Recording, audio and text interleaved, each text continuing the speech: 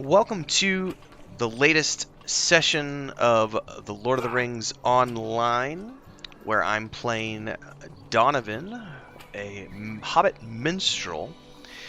I'm going to be joined by my brother later on tonight, but until that time, we're going to dive in and do a little video overview of the skirmish system here in Lord of the Rings Online.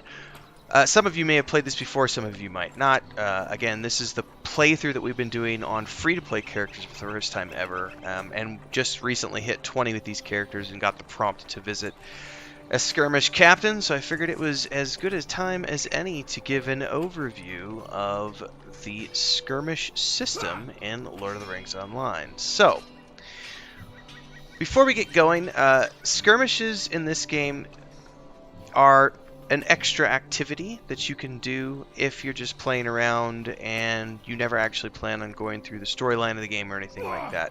However, if you plan on following the main storyline and actually playing through the content of the expansions, you are actually going to be required to partake of skirmishes along the way. So if you're just planning on role-playing and playing low-level characters and never going beyond the base game, never going into Moria or anything like that, skirmishes are just an extra activity. If you're planning on going into Moria and beyond and following the main storyline, it's going to be mandatory that you actually pick up skirmishes. So without further ado, we're going to jump into the skirmish system and talk about it a little bit above and beyond the tutorial that we're about to go through. So at level 20, you get a prompt, you get a mail, and it tells you, talk to a skirmish captain within the skirmish camp. So we are in the skirmish camp just outside of Bree here on the southern side of Bree. We're reporting in to the skirmish captain. What do you need? He says, it alerted me that we might have someone of your stature reporting into camp today, but I didn't initially believe him. I'm glad to be proven wrong, Donovan. Let's not waste time on pleasantries, though. There's work to be done.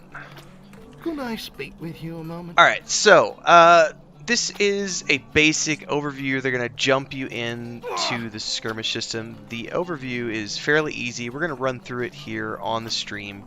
I'm not going to bother reading the quest stuff here as if I was role-playing a typical session. Basically, you just get a note that, hey, there's some stuff going down in Bree. I need you to meet up with one of my guys and help him out. So we're going to do that.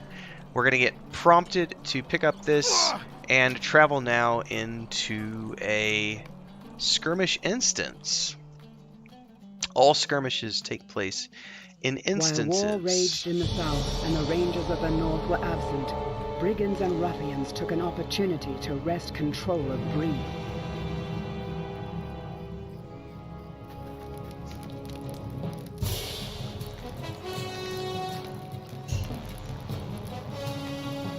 Alright. Brigands have been led into the city and have taken over Bree. A great war is beginning, and the battles to be fought will be great and perilous. You will not survive alone. You will not survive alone. Fortunately, there are soldiers of the free people willing to fight by your side. If you call, they will aid you. Use the horn here. Learn the skill it possesses. Then call forth a soldier to aid you in retaking Bree. Turning that music down, ladies and gentlemen. Sorry about that. I had no idea it was going to be so loud. Okay.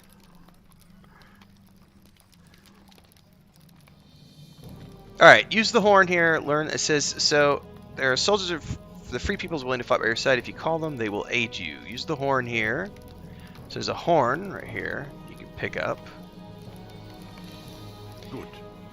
Now use your new skill and call forth a soldier of the free peoples.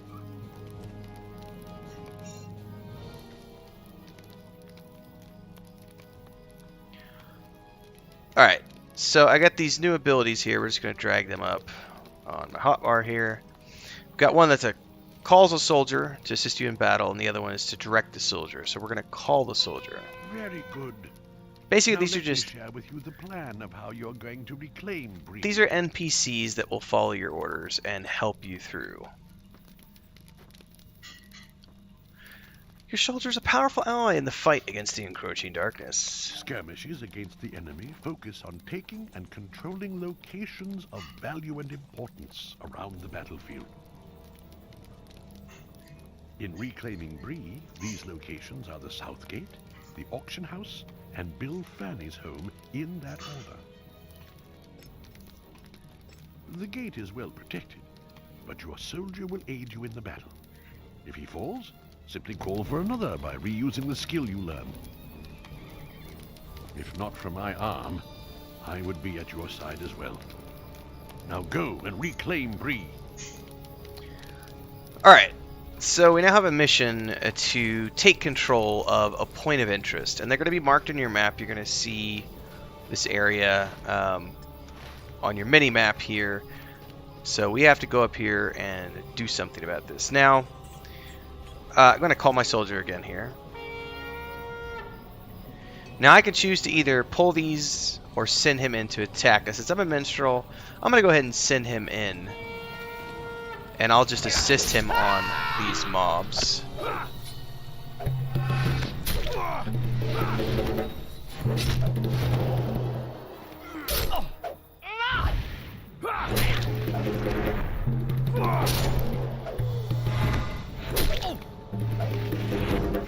Alright, it says the monsters at the south gate have been cleared. Use the banner to claim the control point. So you click on that. South gate of Bree has fallen to your control. Now, this is important to know. In this base version, you just take control of it. As you get deeper into the skirmish system, enemies will sometimes come after you after you've taken control over a POI, and you have to defend it for a period of time before you move on to the next objective.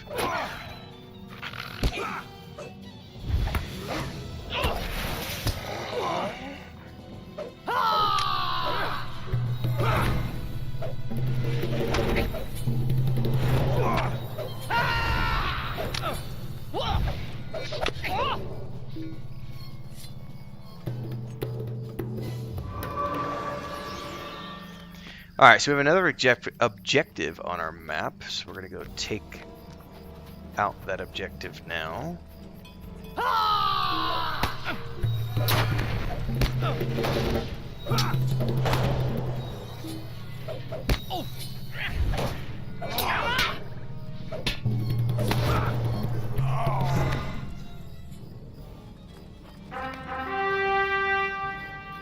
Taking control of the auction house.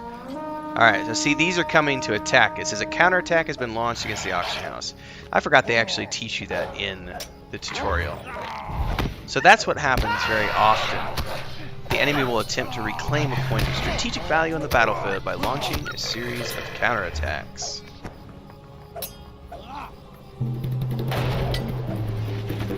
Of course, if you're defeated, you don't necessarily get as many skirmish points as you would if you complete it on your own. Now, something just popped up in blue. This is what's known as an encounter, and it says here in the pop-up, encounters appear randomly throughout each skirmish, and many have conditions which must be met for them to appear.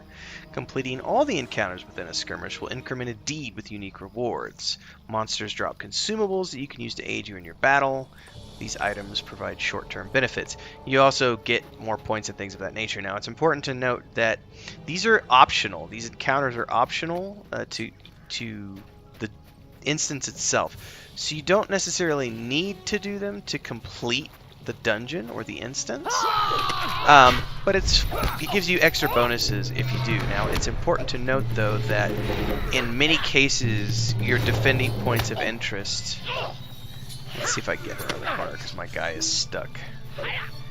And you won't necessarily always have the time to take care of the optional encounters. But you notice I got 15 additional marks and a minor token of the fist. If I look at a token of the fist, it's an item of power. It affects your enemy with a penalty to their melee offense for a short time, as long as we don't move them too far away. So, I mean, they're nice little kind of extras, but they're by no means requirements to finish the instances. And again, to refresh, you won't necessarily always have time to finish them as you're trying to complete an instance. Alright, my guy is getting stuck over here quite frequently, and I don't know why.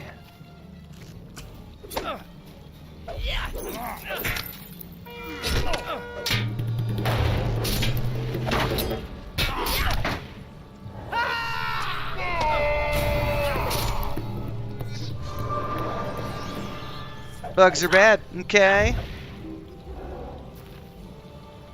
Alright, Bill Fernie's house has been cleared. Use the banner to claim the control point.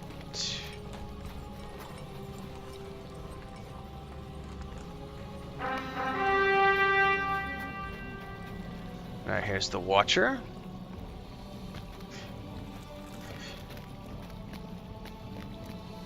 Good work. The south of Bree is once again free. There is more to do, but it can wait until tomorrow.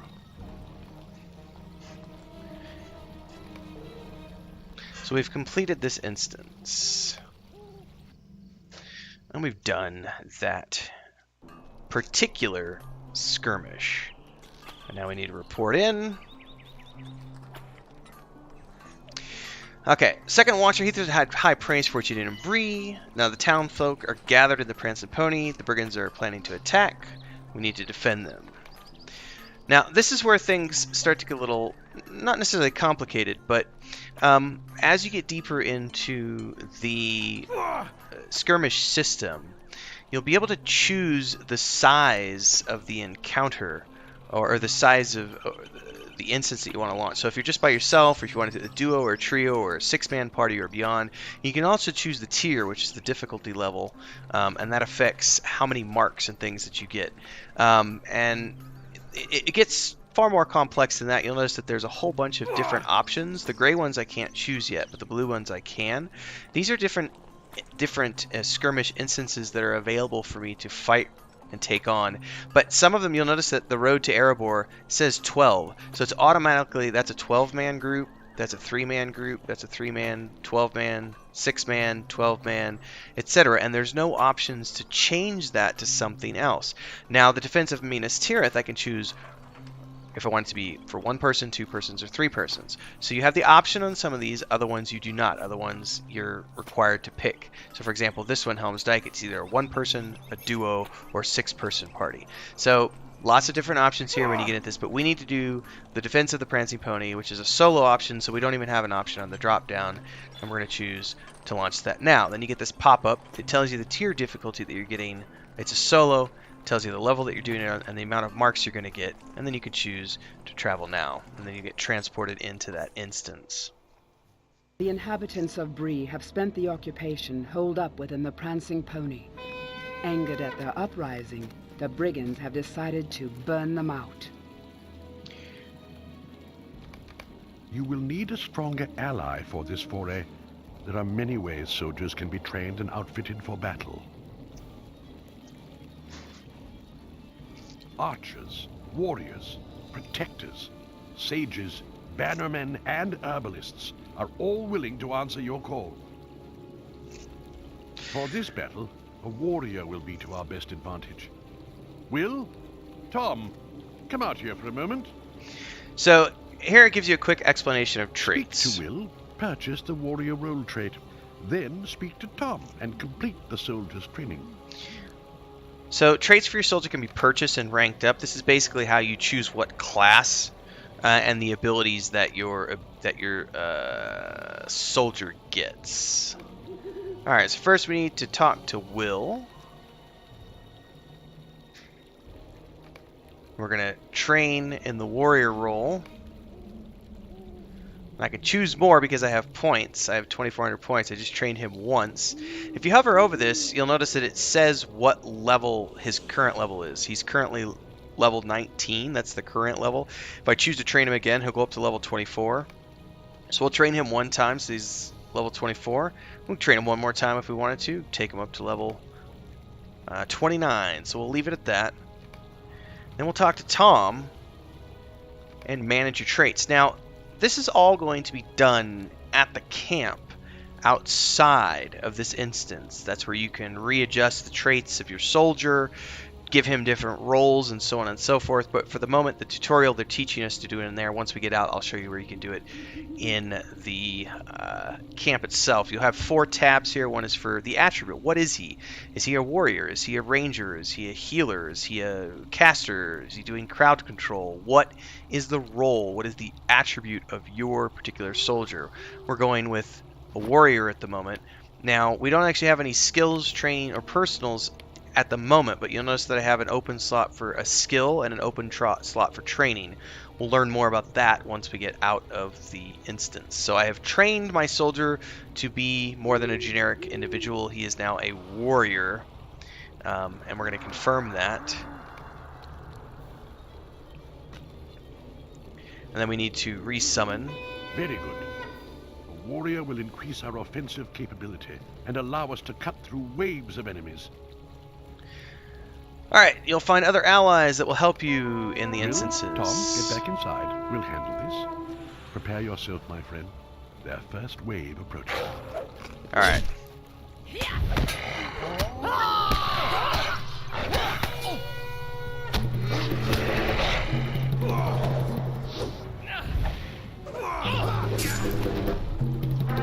believe we have a moment of respite before their assault continues.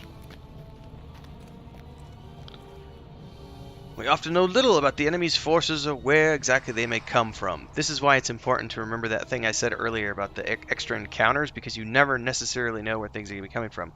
When you learn an instance and you learn how that skirmish is going to go, and you're going to be repeating it on a frequent basis if you choose to do it that will allow you to know where the attacks are coming from, and that'll help you plan out whether or not you can take advantage of the extra encounters or not.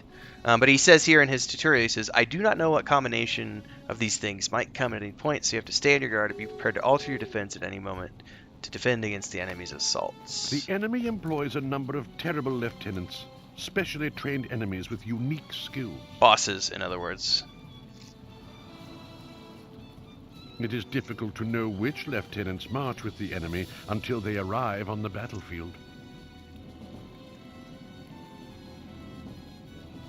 I caught a glimpse of a large orc with this force. Be prepared. It could come at any time. Here they come again. To arms! And they're coming from the south. So see that one right there? Lieutenant of the enemy. He's got a special name tag. And there he is right there. We have a moment of rest before the assault continues.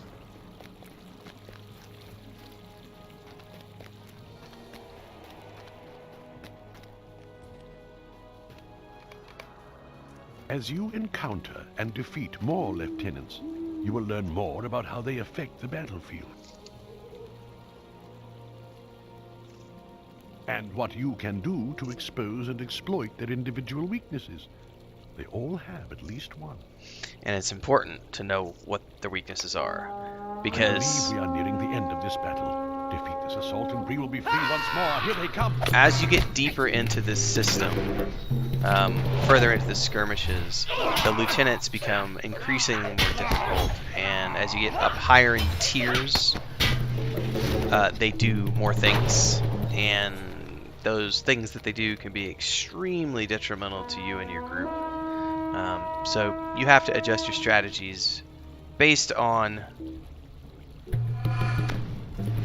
the difficulty of the tier that you're fighting in, as well as the type of lieutenant.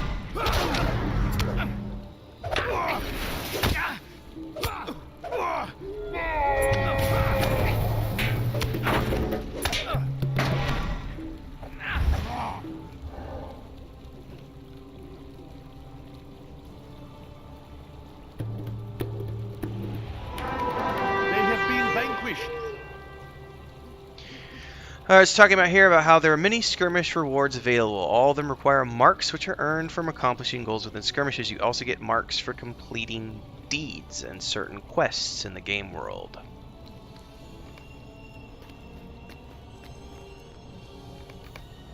Near the major locations of Middle-earth, you will find skirmish camps. Bree, Rivendell, and Thorin's Hall, to name a few. There you can barter your skirmish marks for new and better soldier traits and gear and equipment for yourself. Safe travels, my friend. Perhaps we will meet again in another... All right. So that's a skirmish in essence. Let's see. So he's going to give me some rewards here. A warrior. Yep. So there's 6 different types you can choose from. A warrior is like a champion. It's an AoE warrior. He does lots of AoEs, does lots of damage. An archer does mostly single target damage. A sage is range DPS. It's a mage caster. Banner guard is like a captain, buffs you and your parents. The herbalist is a healer, and the protector is a tank. I'll pick the warrior instructions because for this particular character, I want a warrior. You'll notice I just gained some traits: medium armor training, practice critical, quick sweep, carbine strike, armored assault. Those are all for my warrior, which we're going to take care of here in a minute. So now I was saying earlier, you get marks. You'll notice for completing that quest, I got 50 marks. I also got a medallion when I was completing the quest. Medallions can be traded at skirmish tramps and class trainers. Now here's where things get fun and potentially tricky. It just depends on what you want to do with your marks. So there is, for example, there are merchants here who sell armor. So if you wear medium armor, there's different tiers of armor, and it's all level based. So you can trade your marks in for armor. And there's basic armor as well as purple armor, and it gets up in level. There's also there's all types of armor. There's also over here, I'm gonna get to the legendary item guy later on. There's also a weapon vendor. There's currency exchange, so you can exchange these medallions for other things. There's jewelry and cloaks, as well as cosmetic items. There's crafting components to get rares. There's also, for example, recipes that you can get. Classic is going to give you different pieces of armor from old classic raids and stuff. Then there's a mithril trainer for mithril coins, a provision trainer, curiosities trainer. There's all these different trainers in here. Now, the one that you want to talk to if you're going to be training your character is the skirmish trainer. Now, here's a couple of things we need to know. So first is the skirmish captain. The skirmish captain is where you adjust the various things that your guy can do. So for example, I earned these traits when I finished that quest. These are the things I earned. I earned carving, swipe, and quick sweep. So what is carving strike? Carving strike looks like it is a bleeding attack. Quick sweep is an AoE. Now I only have one skill slot at the moment, so I have to choose what I want. I'm going to choose the AoE one and drop it in there.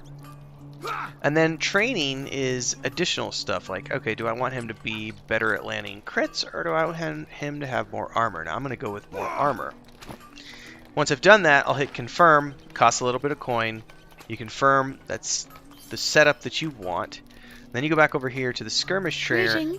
And this is where, if you want to filter the things that you've earned, you can say, I only want to see the traits that I've earned. Now I've trained warrior to level 4. Yes, he's level 4 at the moment. Or he's level 3 at the moment. So I'm going to train these up to level 3. And remember, they take points. You got to make sure you have the points to do this, right? Now, I have personal, but I can't trait a personal at the moment, and I also can't slot 2 trainings or 2 skills. Now, here's what's fun. There are a lot more things available. So there's all the different roles. I don't really care about those because I'm only going to focus on the warrior. But there are roles, there are more skills that you can earn. So there's 4 skills for each individual role. So right now I only know carving strike and force and quick sweep. Now I can train these now if I want to, but I can't slot these yet because I haven't leveled my skirmish soldier up enough to be able to get this. But eventually you'll level up high enough that you can get all 4 of these warrior traits and have them slotted. In addition, there are a whole bunch of trainings tactics that you can choose. Training traits. This one's really good, by the way, Boundless Morale, because more hit points are never a bad thing. And then there's Personal, which are things that affect you. And so if we go back over here to the Skirmish How may I Trainer, help you? you notice that eventually you can have all 4 skills, you can have 4 trainings, and you can have 3 personals slotted. But these are all locked until level 61, 63, 65. So it's all based on leveling up your soldier. And the way you level up your soldier is by spending marks. You don't actually have to necessarily go through and do skirmishes, because you can earn marks from deeds and quests in the game world. But the only way you can level up is to take your main attribute, in this case is a warrior, and you'll notice that you get more morale, more power, and more armor penetration for each rank that you take with these. And it's different for each role, depending on what you want. Now, everybody's going to have a different preferred role that they choose for their soldier.